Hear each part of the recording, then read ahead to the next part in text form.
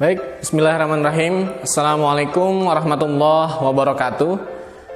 Siswa-siswa kelas 8 SMP Pupuk Kujang, kita bertemu lagi untuk belajar ya dalam pertemuan selanjutnya gitu ya. Baik, alhamdulillah kita sudah bisa ketemu lagi untuk bisa belajar lagi. Bapak berharap di awal pembelajaran ini, ayo kalian persiapkan diri kalian untuk memperhatikan apa yang Bapak sampaikan dalam kesempatan ini. Dan kalau misalnya ada pertanyaan, kalian boleh tanyakan langsung ke Bapak. Ya, via apa Pak? Kalian boleh chat ke Bapak, menanyakan hal apa yang kalian belum bisa. Begitu ya.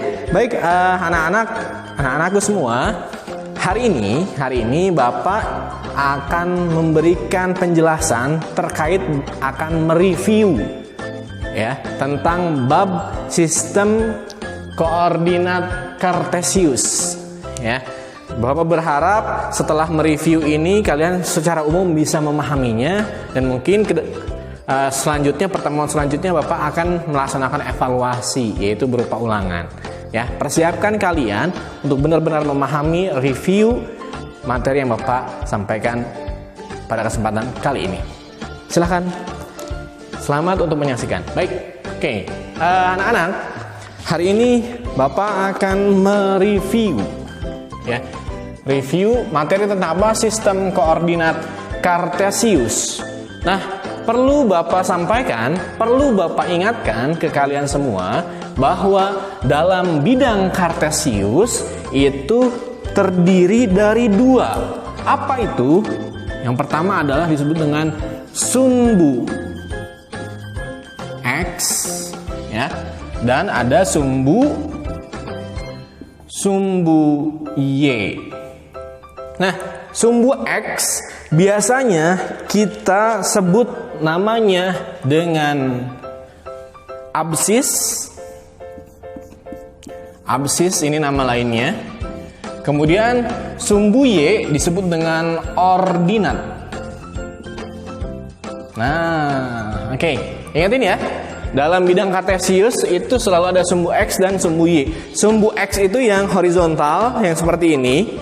Kemudian yang sumbu Y itu yang vertikal, yang kayak gini. Ya, jadi gini ya. Oke.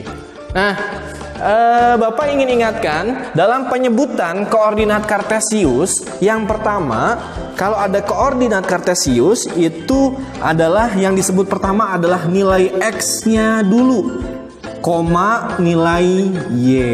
Ingetin, X-nya dulu kemudian Y. Ini jadi penting loh. Kalau kalian menuliskannya terbalik, akan nanti dalam penggambaran di bidang koordinat Kartesiusnya nggak bagus, nggak benar ya. Jadi X dulu yang ditulis, kemudian Y. Bapak kasih contoh. Contohnya misalnya gini, 2,5.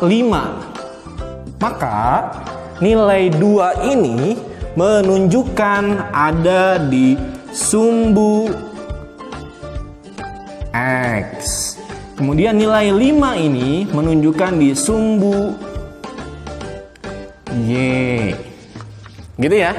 Jadi penyebutan koordinat pada bidang Kartesius itu adalah X dulu, kemudian Y. Nah, kemudian pembuatan bidang koordinatnya seperti apa? Nah, kalian buat nih koordinat bidang Kartesiusnya seperti ini ya. Nah, gini. Kemudian diingatkan bahwa yang menjadi titik potong ini adalah titik 0 ya, 0,0. Kemudian kalian bikin skalanya. Di sini 1, di sini 2, ini 3, 4, ini 5, ini 6, dan seterusnya. Ini disebut dengan sumbu X gitu. Kemudian ini yang positifnya nih. Kemudian kalian bikin yang negatifnya. Min 1, min 2, min 3, min 4, min 5, dan seterusnya ya. Kemudian sumbu X sudah selesai. Yang horizontal kita lanjutkan ke yang vertikal. Ini 1, 2, 3, 4, 5, 6, dan seterusnya. Ini disebut dengan sumbu Y. Nah, kemudian kita bikin yang negatifnya. Ini -1, -2, -3, -4, -5. Nah, ini sekali lagi ini sumbu X ya. Ini sumbu X. Kemudian ini sumbu Y. Nah, Bapak ingin ingatkan bahwa sebenarnya di bidang koordinat kartesius ini dalam tanda kutip seolah-olah terbagi jadi 4 bagian. Yang pertama ini, bagian pertama, bagian kedua, bagian ketiga, bagian keempat. Nah, yang di sini disebut dengan kuadran, atau Bapak ini dulu. Ini dulu ya. Nih, sekarang titiknya nih. Titiknya misalnya Bapak tadi contohnya nih 2,5, maka titiknya di angka X-nya di 2, Y-nya di 5. Nah, di sini. Nah ya, di sini nih. Ini adalah 2,5. X-nya dulu, kemudian Y-nya. Gitu ya. Nah, anak-anak, di bidang kartesius sebenarnya ini terbagi menjadi 4 ya. Yang pertama, ini nih, bagian ininya saja itu disebut dengan kuadran 1. Ini kuadran 1. Kemudian ini kuadran 2 namanya. Yang ini kuadran 3. Dan yang ini adalah kuadran keempat. Nah, Bapak ingin sedikit menitik beratkan hal yang penting ke kalian. Apa itu? Gini, kuadran 1 itu nilainya X-nya positif. X-nya positif. Ya. Kemudian Y-nya itu adalah Y-nya positif juga nilainya. Positif. Jadi di kuadran 1 nilai X-nya positif, Y-nya juga positif. Kemudian kalau di kuadran kedua X-nya, nah nilainya apa nih? Kesini adalah negatif. Negatif. Nah, kemudian kalau untuk Y-nya, nilainya ini nih, Y-nya adalah nilai positif. Nah, kuadran 3. Kuadran 3. Kuadran 3. Nah, nilai X-nya. Nah, kita lihat nilai X-nya kuadran 3 itu adalah negatif. Dan Y-nya juga negatif. Nah, begitu. Kemudian di kuadran keempat, kalau kita perhatikan X-nya, ini Y-nya. Ya, kita lihat kuadran keempat itu nilai X-nya ini ya, itu adalah positif. Kemudian nilai Y-nya adalah negatif. Nah, ya. Jadi kuadran-kuadrannya kalian harus perhatikan nilai X dan Y-nya itu positif atau negatif. Gitu ya. Harus bisa membedakan ya, harus cermat untuk yang ini. Baik, Bapak akan lanjutkan. Gini, anak-anak, bahwa di dalam bidang kartesius sebenarnya gini, kalau kita punya titik ya, titik ini kan titik nih 2,5 itu titik gitu ya, kita gabungkan titik koordinat, maka akan terbentuk garis. Kalau kita gabungkan juga akan terbentuk bangun datar. Sekali lagi, titik gabungan titik akan jadi garis, gabungan garis akan jadi bangun datar. Misal, Bapak punya titik di sini. Ya, di sini ya. Ini titik nih. Ya, di sini koordinatnya adalah X-nya 3,2 gitu. Kemudian Bapak punya garis di sini, titik di sini juga. Di sini. Ini koordinatnya adalah 3,-1. Kemudian Bapak punya di sini. Di sini. Ya. Di sini X-nya -2, Y-nya 2 gitu. Kemudian di sini. Di sini adalah X-nya -2, Y-nya -1. Nah, Bapak dihapus dulu deh, biar kelihatan ya sama kalian ya. Yang ini garis-garis terputusnya dihapus dulu, biar kelihatan.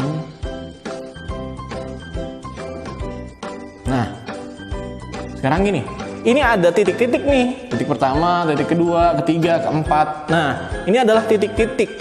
Kemudian kalau titik ya digabungkan, maka akan membuat garis. Nah ini. Nah, garis nih. Dua titik di satu jadi garis. Ini juga sama. Ini jadiin garis aja ke sini. Ini jadi garis nih. Ya.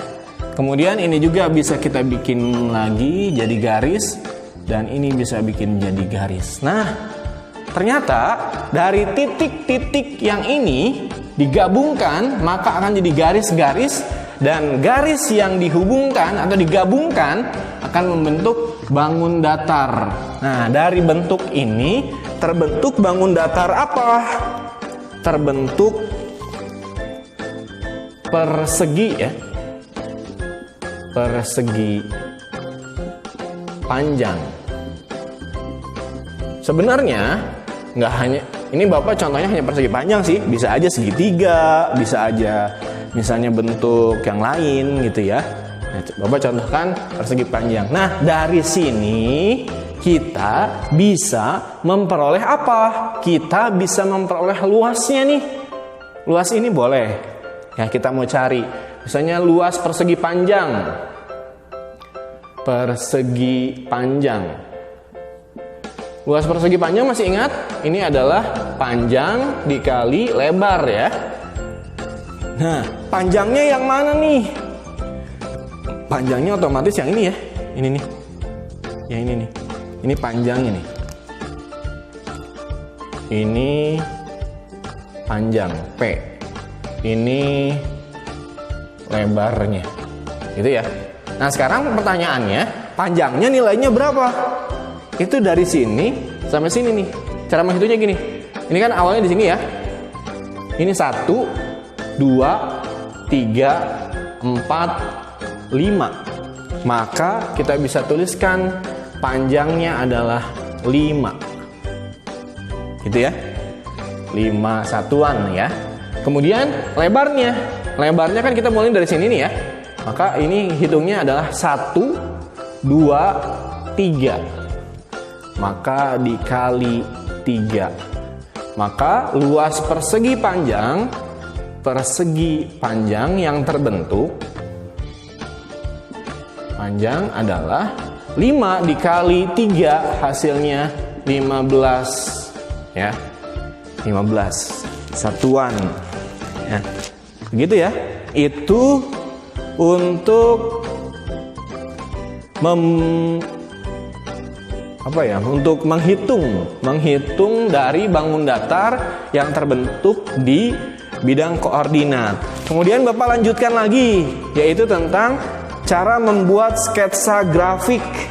Nah, cara membuat sketsa grafik. Misalnya gini, fungsinya misalnya fx sama dengan 2x tambah 1. Atau kita bisa ganti fx ini jadi nilainya y sama dengan 2x ditambah 1. Ya. Jadi fx itu sebenarnya nilainya adalah y, ya, nilai y. Nah, langkah pertama adalah membuat tabel fungsi. Nah, jadi sebenarnya gini, kalau kita kan ini ada dua variabel y sama x ini ya.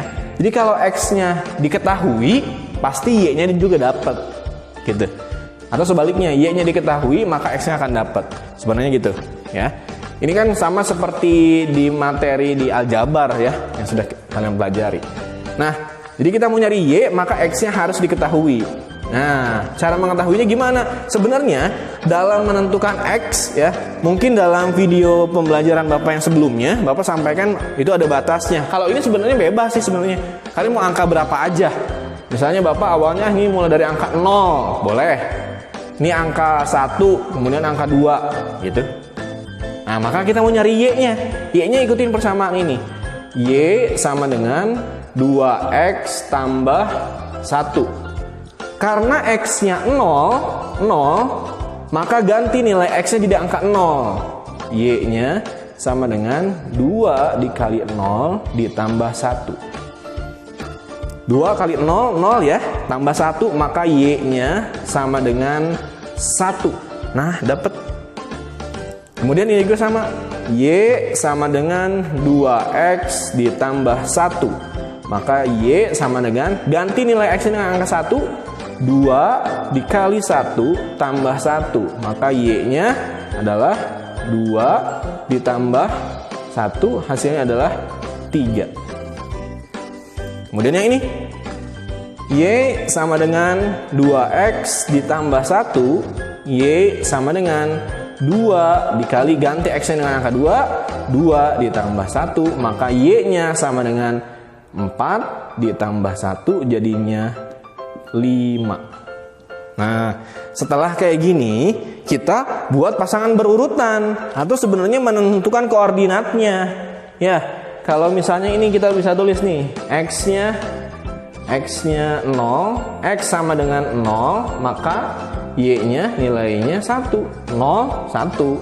Kemudian x-nya sama dengan 1, y-nya sama dengan 3. Kemudian x sama dengan 2, maka y-nya sama dengan 5. Atau, jadi koordinatnya adalah,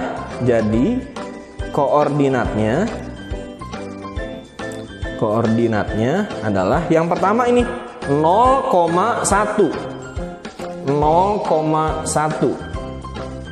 Yang kedua adalah 1,3. Kemudian yang ketiga adalah 2,5.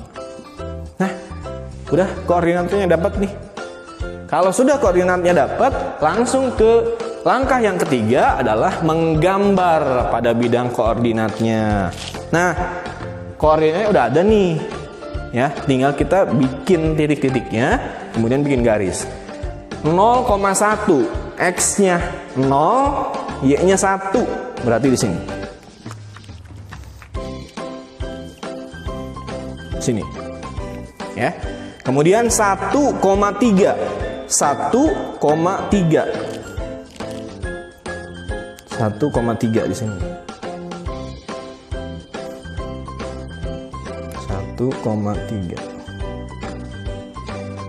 Nah, gini. Kemudian 2,5. 2,5 di sini. Nah, udah ada nih 3 titik. Maka kita tinggal bikin garis aja. Garis yang semuanya kena ya. Nah, Bapak tebalin lah. Nah, ini garisnya. Ini berarti grafiknya, grafik fungsi dari apa? Ini y fungsi y sama dengan 2x ditambah 1. Oke. Ini tentang materi sistem koordinat kartesius. Bapak pikir materi sistem koordinat kartesius ini mudah ya. Mudah, jadi kalian tinggal ikutin aja penjelasan dari Bapak. Kemudian Bapak berharap kalau kalian ada yang kurang paham, boleh langsung hubungi Bapak ya. Jadi ini adalah review tentang sistem koordinat kartesius ya. Jadi Bapak rasa setelah Bapak kasih review ini, materi tentang sistem koordinat kartesius itu sudah selesai, dianggap selesai. Makanya kalian pastikan kalian bisa paham.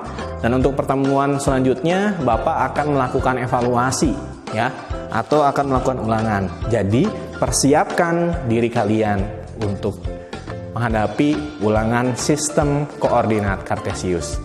Demikian yang bisa Bapak sampaikan dalam pembelajaran hari ini. Mudah-mudahan ini bisa bermanfaat untuk kalian semua. Sampai ketemu pembelajaran berikutnya. Terima kasih. Assalamualaikum warahmatullahi wabarakatuh.